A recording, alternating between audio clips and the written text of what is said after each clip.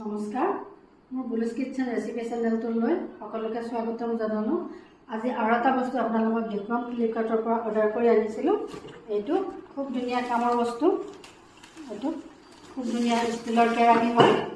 এই কেৰাহীটো সঁচাকৈয়ে ভাল লাগে। বহুত দেখিছিলোঁ কিন্তু মই অৰ্ডাৰ কৰা নাছিলোঁ। আজি 2 মাহৰ আগতে অৰ্ডাৰ কৰি মই ভিডিঅ' বনাই ৰাখিছিলোঁ। এয়া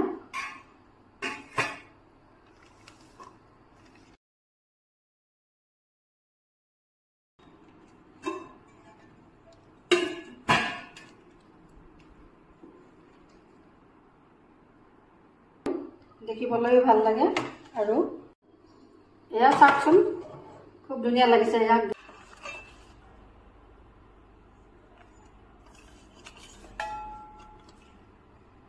কম তেলতো লাগে আৰু দেখিবলৈও ধুনীয়া।